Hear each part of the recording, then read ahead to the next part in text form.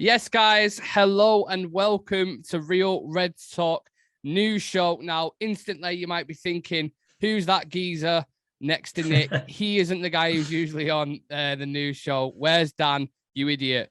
We've got just as good replacement in Adam, so don't worry. We'll be updating you just, exactly the same, basically. Just with a friendly Irish bubbly face alongside me for the next 20, 30 minutes. How are you, Adam? You good? I'm doing good, yeah. And yes, to the viewers, yes, he is an attractive guy right here. I'm ready to go ahead on this. Looking forward to being better days recently. So yeah, looking forward to getting into this. That's how we're moving forward now. Positive thoughts. Yes. As always with Real Reds Talk. Now, as it is a news show, we're going to be discussing some articles. And today, as a United fan's been a bit mental, it's been a little bit all over the place, especially with social media and Twitter and stuff. Like a lot of reports coming out surrounding Jurrien Timber. I think is how you pronounce it. No, you know what? I want to go back. Justin Timberlake. That's what I'm going to call him. I said it at the start. I can't pronounce his first name, so I'm going to go with Justin Timber. And this is coming from Sky Sports Deutschland, I believe. Jurrien Timber could join Erik ten Hag at Manchester United. Talks with his management have taken place. United are seriously interested. And then there was like a few follow-up tweets from MUFC MPB for any of you guys who follow them on Twitter. They're very reliable, usually anyway. And they said exclusive. Manchester United have reached a verbal agreement with Jurrien Timber. Ajax have only been informed of interest and yet to be approached by United. Bid expected to be followed. Expected to follow. So massive news breaking today surrounding Timber. And it's crazy because me and Shreyas were literally discussing him yesterday as an option. And it seems like United are starting to go in that direction, Adam. A top centre-back, huge potential. I'm not sure what's going to happen. If we're tapping him up now, obviously the season's done at Ajax and so the league's finished. Yeah. We can like proper start speaking to him, especially with our good connections with Ajax. This looks like a deal that could actually happen, like very likely to happen. You've got Ten Hag moving over obviously from Ajax to Manchester United. He has a great relationship with him. So, all things go well, we could easily get him. It's just the thing what I wanted to ask you was, obviously I'm going to get your opinion on it in a second, but his price tag, because I was discussing it with Shreyas last night, right? And I was saying, I've seen reports conflicting from like 30 million to like 70 million. And I have no idea like where the range is. So I just wanted to get your thoughts on that. And yeah, just your general opinion of Timber, I suppose. Yeah. For me, I think he should be someone we're going for. You're looking for those young, hungry players coming into their second contract. Ralph said it in the past. He's worked with Ten Hag at Ajax all season, and he's used to the system of football he plays, the high line and ball playing centre halves. So for me, he's literally the perfect target to go for. Like in terms of his price tag, it's a tough one because I did see reports from 30 to 70 million. Yeah. But I guess it's fair to just estimate somewhere between that. Like you say like 40, 50, maybe something like that. That's what I'm going with. But I keep going like I'm seeing reports for 30 million. I'm like, surely Ajax, if they was to, put him out there a little bit to the bigger clubs, I know Bayern Munich are linked with him as well.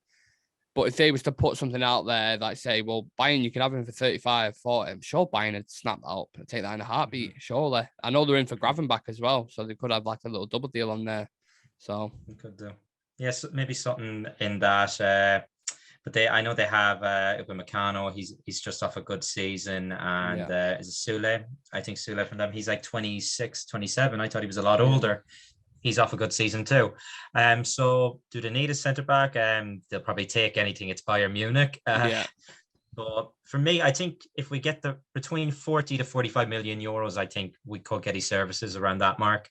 And for me, it's a no-brainer. You can get the deal done early, and that's what we need to do. We need to get players in the door because there's going to be a lot of outgoings. So get them in quick, and then they can start getting used to life in Manchester. Would he be your first choice centre back? So you've got like, say, I'll throw a few names at you. For example, let's say Pau Torres, Jurrien Timber. I'm trying to think of like available realistic centre backs in Europe right now. There's not like loads. Botman, maybe, yeah. Would you take Botman over Timber? No, for me, I'm taking Justin Timber. Just the fact that he's worked with Ten Hag, and I think if you can get one or two of those players who've worked any system, it's going to take us like further. Like it's less players getting used to this style of football. Yeah. So like he doesn't need to drill it into them as much, and that's going to be really helpful because on the field when these players are like shouting at each other, they're telling them what to do and how to get used to this system of football. So it's taken about 2 steps instead of 1 step forward for me. Absolutely. So that's why he's my first choice. Yeah, and it's like Eric Ten Hag is actually bringing sexy back over with him to Old Trafford. Yes. Bit of a Justin Timber. I like it. He's gonna have so many chances when he comes. Well, I'm saying when he comes. I'm not confident if he comes. Sorry, because I know there was a thing that came out like a month ago, and he got asked in an interview, and he was like, "I'm happy playing with Ajax, playing Champions League football," and that them 2 words seem to be like underlined. So it's kind of like, yeah, maybe he might not want to play Europa League, but yeah, let's see what happens with that. Adam, do you want to lead us on to the next article? The next one is from David Ornstein from The Athletic, obviously a very, very reliable journalist. He goes on Sky Sports a lot of the time as well. But he said sources close to the matter think Darwin Nunez, he can be got for around 60 million euro, which is below previously mentioned figures. And it's generating a lot of interest from other clubs, including us. And that's roughly about 50 million pounds. And for me, that's bargain. An absolute steal. Yeah, an absolute bargain. I don't know why he's tall. He's a bit of muscle on him. He's somewhat similar to, like almost like a Haaland. I don't know why I'm making that comparison. I know what you mean by the stature. And I know exactly what you mean. Yeah. Yeah.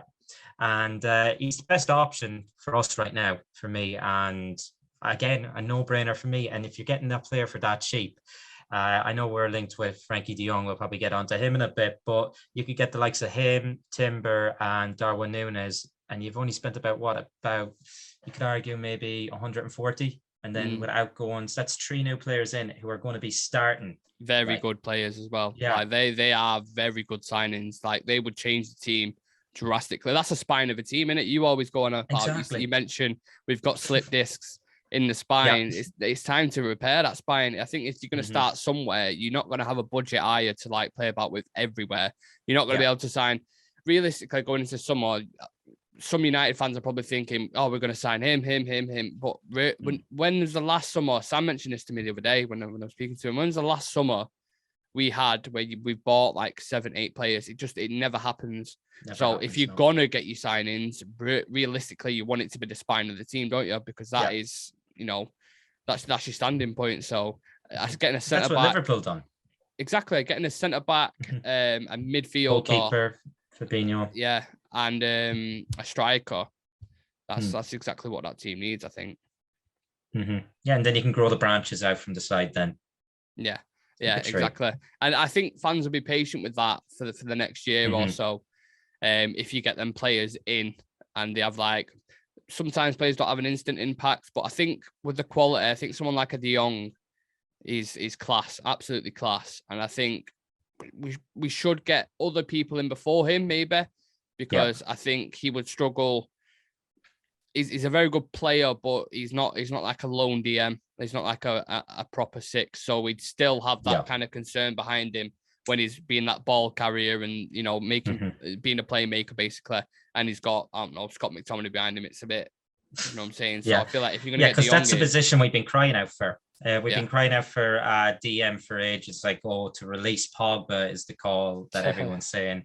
And for me, De Jong would be just a direct replacement for Pogba. That's all it really is. Replacement, in my opinion. Better, yeah. And we've been always wanting that person beside Pogba, so we should focus on that area first. Because at the end of the day, we have Donny coming back as well, another player who's used to a Ten Hag system as well. Yeah, it begs the question what happened with Bruno, because I know obviously Ten Hag's a fan of both Frenkie de Jong and Donny. So where does Bruno play in that system? Does he use him like he uses Tadic, maybe on the left-hand side? Because he's been playing on the left the past few games, and it has looked okay, played relatively well.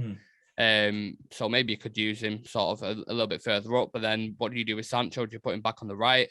Have Sancho, Ronaldo, Bruno, De Jong, Donny, and then like a proper DM? Like that could work. I don't see any issues in that.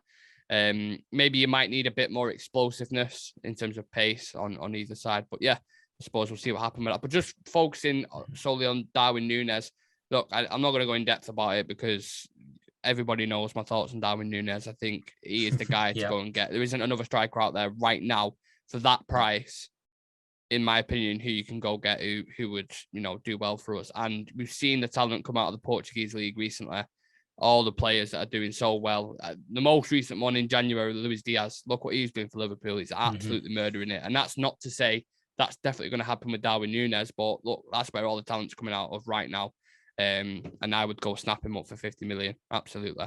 Because he's still got a resale value as well, Adam. Like the guy's only 21 and he's got like 25 goals in the league. He's got numerous goals in the Champions League. He's athletic, he's fast, strong, good in the air. Like, what more do you want?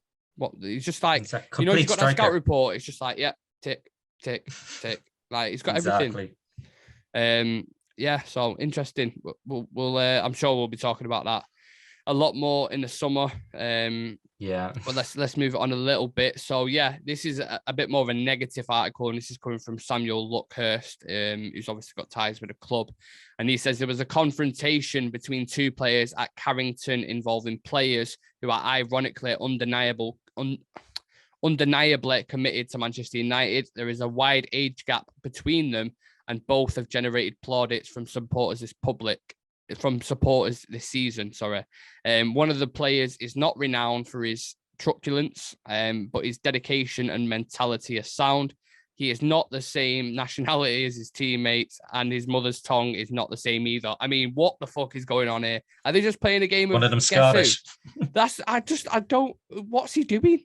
Like, either tweet it, like either just say who it is, or just don't leave it. Like, his mother's tongue is not the same. Like, what? Like, do you know what I'm saying? It's like someone's got like a riddle. A riddle, yeah.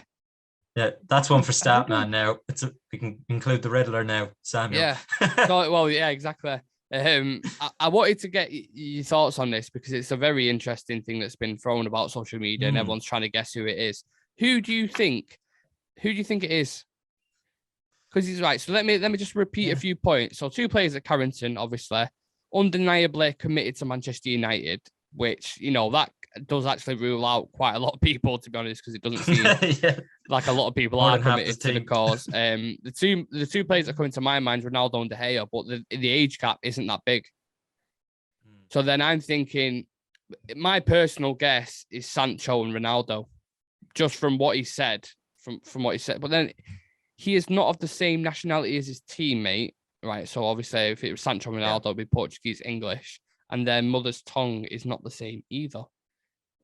That's crazy. I really don't know, because initially the reports that were coming out were I think it was Lingard and Maguire that was going at it, and then everyone saying, "Oh, that's completely false." So yeah, who do you think it is? I don't know why. Maybe I'm thinking a bit. What about Fred? He's got a load of plaudits this season as well. Fred he's quite committed. Fred and who could it be? Ronaldo? No, because then they'd have the same. They got the same. They're Portuguese. Yeah.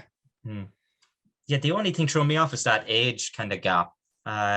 So is it one of the youngsters or one of the older people? Maybe Matic. Plaudits though, because none of the youngsters have really played, have they? Not really, other than Elanga, Sancho. Oh, Elanga. I know it's not Ronaldo and Elanga because he looks up to him massively and always speaks positively about him. So it can't be him. It's a very, very weird one. They've shown more fight and training than they have on the pitch this season, which is a sad thing. Only this kind of shit comes out surrounding United. I don't hear this at any other club. And that might be me not, dipping me head into like different articles surrounding out like a Leicester or Villa or something, but I rarely see this at other clubs. Every single week, there's a reason why we call United like a soap opera. It's because every week there is a story like this coming out. So remember that one about the training? Like, it was getting dark, so they didn't want to train.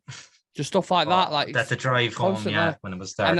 And now I'm starting to think, well, is it journalists just making it up to get like a click or to get a bite? Or are these things genuinely happening and journalists are, just doing the job? I don't know. I'm in two minds. I don't know whether it's a bit of both or... Well, the amount of leaks, so I'm thinking it has to be true then. The amount of leaks, we can't contain anything. But then as a journalist, I know journalists like to milk certain things and like to over egg the pudding. Do you know what I mean? So I think there's a little case of that. But 2 players are kicking off in training. It's like adds fuel to the fire, really, don't it? We've got one more game before the season ends, lads. Like, can you just not, like, you know what I mean? And I won't mind, this is a must-win game too, considering what West Ham are doing as well. We want to play conference. I'd rather play Europa than conference. Yeah, definitely. I don't want to be in that conference league. I don't want to be in the Europa League, but I definitely don't want to be in the conference league. Yeah. Fuck that. And if we do go in there, just play the youngsters, in my opinion. Just let them create a team like the youth, maybe even the guys who won the Youth Cup, just put them in there and just say, look, lads, you can do no wrong. Do you know what I mean? Just go as far as you can, make everybody proud and see where you're at. And it's obviously a lot of good experience against teams of that level in comparison to where they're playing. It'll be a high level for them. So that's what I do with it. Let's go into the next article, Adam. Yeah, the next one is from what's his name again? Jack Talbot from Times Sport, Mirror Sport, and The Guardian. So a few different newspapers there. A deal is being agreed in principle between Paul Pogba and Juventus. PSG are, of course, still pushing and they're willing to make the wage structure more lucrative. So I think they're preparing to make a better offer financially for Pogba. So is it going to be Juventus or is it going to be PSG? For me, I can see it being PSG. I doubt he'll go back to Italy. He wants to take a new challenge. And it just, something feels like it's cooking there that Zidane is going to come in to PSG after Poch is gone, of course. And Pogba's always wanted to play under Zidane. So I think that's the way it's going to go. He's not in a rush now. He isn't. He's never been in a rush at all. Yeah, I was about to say, he's never ever been. Even on the pitch, he's not in a fucking rush. He's just, No. He's so blasé in there. He's a great player, but he's so blasé. Like, I think Adam. I actually think the opposite. I think he loved Juventus in his time there. I think it's one of them now where under Allegri they're starting to gain the kind of the reputation back, like these big guns. I know Milan or Inter are going to win the league this year, but I think Juventus will be back at it, challenging for the title next year. I think you're always kind of guaranteed to win a cup. It is similar to League One in that respect, where PSG always win like the cup, don't they? Or they win something alongside of that. But the one thing that swayed me from it was I was reading an article about everything that's going on upstairs at PSG, and it's similar to like what's going on at United. They're changing things. They don't want to go down that kind of like Galactical route again. So I'm thinking maybe they're going to change their kind of recruitment structure and policies and stuff, and that's why I don't think Pogba would fit that bill, because Pogba is much of these, as much as he is a good player at times, he's more of a brand, isn't he, really? Like, you bring him into the club, a luxury player. Exposure, marketing, all that kind of stuff that comes with it, the commercial side of things. So if PSG truly want to change their like sort of recruitment strategy, I don't think Paul Pogba would fit the bill for that. But yeah, I don't know. My guess would be Juventus. I think he was in Turin today, actually, or his agent was in Turin speaking to Juventus about it, about the deal. So yeah, either way, I don't care where he goes at this point. I'm happy for him to just go. Honestly, he can go. Yeah. Don't let the door hit you on the way out. Yeah, and I don't want to seem like, a lot of the times when we talk about Pogba on the show, it's 75% can be negative, because especially this season, the way things have been going, and it isn't all him. There's other players that have a similar attitude and stuff. He's obviously has better quality than that. But you talk about over the 6-year period he's been here for £90 million, he hasn't justified that. And I don't care what anyone says. Don't care what anyone says. He has not justified that at all. And maybe we have failed him in a sense, as well as him failing us. Maybe there's a bit of both. I think that's a fair kind of perspective to put on it with Paul Pogba. So yeah, unless you've got anything else to say on Paul Pogba, Adam, I'll move on to the next article. Yeah, I don't think I do. I've said everything about him in the past shows. I'm just glad to see the back of him, if I'm being honest. Yeah. And no more, every week, Paul Pogba's going to do this, Paul Pogba's going to do that. Yeah. Because I actually think that brings a trouble of its own. Just little things like that, or that unrest in the dressing room. is it comes down. A lot of it comes down to players not knowing if they're coming or going. Because that's why it's been so bad this year. Because like 8 players leaving in the summer, so naturally they're going to care less. They're not going to train as hard. You know, the mind's going to be elsewhere. Yep. And we've seen that that has been under the magnifying glass this season, completely. So yeah, it'd be nice to not have a story about Paul Pogba for once during the season. Exactly. And what's Graham Souness going to do now? He's probably just going to retire. That's all he's. That's a good point. All he talks about, that's gone. Souness, you fucked. You're absolutely fucked. What's he gonna do, man? He'll have to move to whatever league he goes to. He'll have to start if he goes to Juventus, he'll move to Italy. Souness has bought a house in Rome, and he's doing the punditry over there now. Shock. Right, follow Pogba to Turkey if he goes there. Then exactly, his history in Turkey in his bloody suitcase. Right, let's move it on. So this is an article from Mike. Again, I'm gonna struggle with a second name. Verwij. I don't know. How would you pronounce that? Mike Verwij? Mike Verwij. We'll go with Verwij, Adam. Yeah, so this is from Mike Verwij. Eric Ten Hag on Timber potential deal for United. I think all top clubs have Timber in their sight. And then he also spoke about Antony. He said, if Antony would go, it would be a blow for Ajax because in their current squad, there is nobody to replace him. It seems a little bit of flirting there with both of the players. Antony is one of them. Do you know what? I can't remember what show it was we was doing. There's quite a few of us on, and a lot of people seem to be positive with Antony coming to United. But again, I'm at the opposite end of the spectrum. I think he's going to stay at Ajax. I really do. Well, either move to a big club or stay at Ajax for another year and then move. Because we was discussing budget just then, Adam. You can't go get Darwin Nunez, Timber, Frankie de Jong, Antony. Like, that's going to cost you so much fucking money. So much money. What they're going to do, 200 million plus. Yeah, what they're going to do in terms of attackers, I don't know. Because even if you bring Darwin Nunez in, you've got Ronaldo Nunez up top. You've got Sancho and then Elanga and Rashford. So unless and obviously Rashford, the way he's been playing at the minute, there's no consistency at all from him. Elanga's having his dips in form. So do you really want to start a season off without like a dominant winger, a right winger anyway in that position? Yeah. Like we signed Sancho for the right side because we already had a few players on the left. And now we don't. We're going back to an issue now. We don't have a right winger because we're playing him on the left because everyone else has been bad. And then obviously something else happened to the other player that we're playing that side. It's actually a shame because I thought we had some of the best kind of youngsters in terms of the wingers. I liked Martial for a long time. I liked Rashford, Sancho. I was like, these guys are going to cook. Like, this is going to be the next big thing. And it just hasn't worked out. And especially in the last year with Marcus not working out. I don't know what's going to happen with him.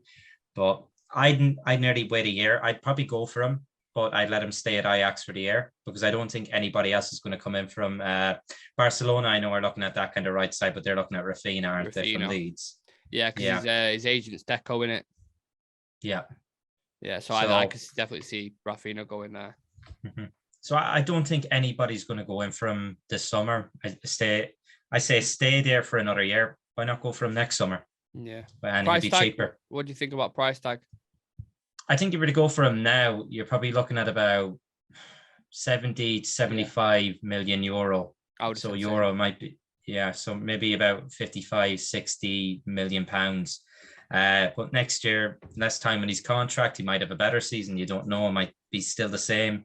But we got to see. I think his contract was 2024 the last time I checked.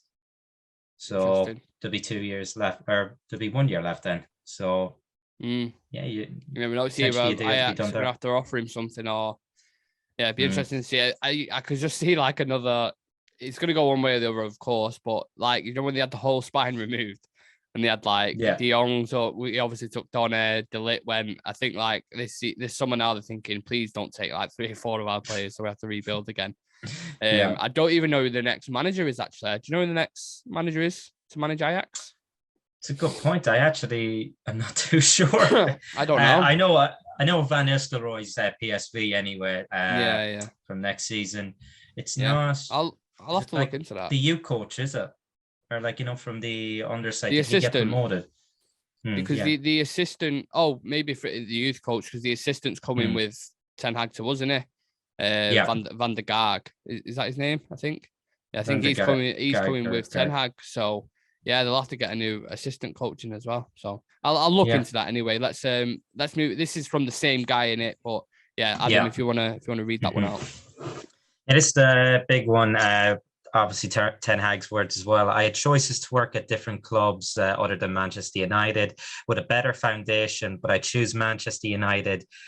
Things have to get addressed there, and that's a challenge. The club and me are on the same wavelength about how I want to do this. And I think out of the whole article and that interview, that's the quote that stands out. Oh, yeah.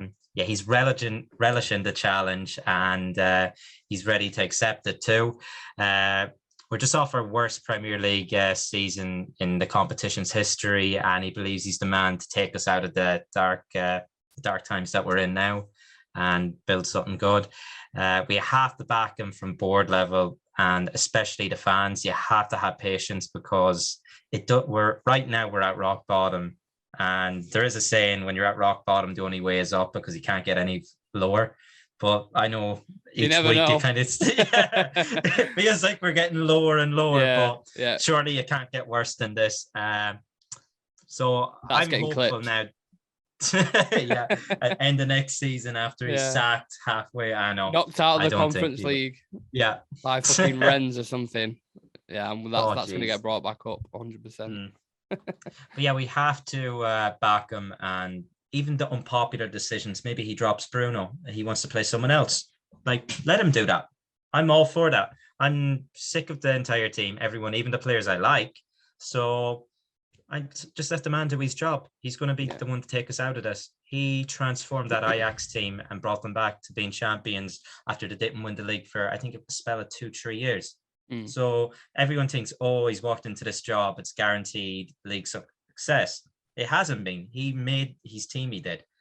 And he's the man to make our next team. Yeah, I think there's going to be a rise in young talent to me when he comes in. I think I've said it on the show when I got attacked by a bloody wasp. I said that Ahmad, Hannibal, Garner, and a couple others will get their chance in pre-season. He'll bring them in. And if Garnacho, as well. And if the willing and the hungry and the showing, potential on the pitch, Ten Hag will play him. 100% he'll play him. He could even go as far as say Garner could be one of the midfielders next season. Like, you just never know, because he's that good with young players and coaches them extremely well and trusts them at a very young age. You forget De Ligt was playing in the Champions League, was like 18. 18 years old, a centre-back. Wasn't he the captain, club captain at the time too? Captain as well. Mental. So that just goes to show, like, how how we can work with young players. So interesting to see what happens with there. Let's move on to the older players. This is coming from when Fabrizio Romano was on Caught Offside, I think, the podcast or something along the lines of that. And United want a decision from Ten Hag soon over Eric Bailly, Aaron Wan-Bissaka and Marcus Rashford. While Frankie de Jong is certainly a name that's being discussed internally. But yeah, just focusing on them players, Adam, very quickly, if you can. Bailly, Wan-Bissaka, Rashford, how would you address that situation going into the summer? Well, I think the first one that I throw out the door is Wan-Bissaka. Just doesn't fit the bill, hasn't been good enough for us. Like, we've seen his potential as a centre-back. Well, not centre-back, like as a defender, sorry. Yeah. But he offers nothing going forward. And you need, in today's modern football, you need to rely on your fullbacks. And he just doesn't offer enough going forward. I don't think we broke down his system, Ten Hag system before. He's not going to be the one to tuck in, start passing the ball, beating men. He's just not that type of player. I think there was a few reports coming out that he wants to work with Dalot. He thinks Dalot has the potential to do that. So I think he'll hold on to him, might promote someone from the youth as well. Marcus, it's tough. He's looking forward to, he's relishing the challenge as well of working under Ten Hag. I'm just hoping he has that confidence, because he's been all talk all season, but like, he hasn't showed anything. Yeah. And Bailly, I feel bad for him. I think he should have started a lot more games this season. Definitely. Like, he hasn't been injured at all. well, maybe a little. It is by, but Yeah, he hasn't been injured as much. Not as regular. I was having this argument with Sam. He's like, he's always injured. I was like, he's had about 2 injuries this season, which for him is like a fucking world record. I don't know what it is. I don't know if it's his application in training, or I have no idea what goes on behind the scenes. But from what I've seen from him, whenever he's played, he's given 100%. He's a lot quicker than Maguire and Lindelof. He's a lot better in like physically, I'd say, than both of them. Like, he's a lot more of an athlete. Yeah, he's as good on the ball. Yes, he's a bit risk averse and stuff when he's on it, but I don't mind him. Him and Varane, I thought would have been perfect for the way Rangnick wanted to play with that high line, but it just never worked out. Be football politics. Look at that, Jesus! Oh, here we go. This is the clip. I know, yeah. Look, thinking about transfers. Just give me a bloody nosebleed. Oh, jeez. Oh. What That's Manchester United time. now. Yeah. Yeah, real red. That's what that is. Nice convenient timing as always. So we move on. Don't worry about it. We'll move on. So I think that's the article's actually done. So maybe it is convenient timing. Adam, thank you for joining me. Thank you guys for watching the regular news updates. Of course, this is every single Tuesday now, so you know where to get your news fix if you need it. Make sure you hit that subscribe button and click the notification bell so you don't miss a show when it drops. And follow us on socials. Just type in Real Reds Talk. Oh, this is dripping so much. Oh my God. Adam, do you want to finish it off? I'm just going to say, not a great day to wear white, Nick. Oh, no. I know. Yeah. It's got all over my laces and everything. Oh, geez. But guys, thanks very much for watching. Check out everything. Follow us on all our socials. Make sure you like, comment, subscribe to us, because it's going to be a summer full of this show in particular. I'm not a regular on it now. Dan will probably be back next week. But we'll see how it goes. I actually enjoyed it today. So peace and love, baby. Peace. Cheers, guys.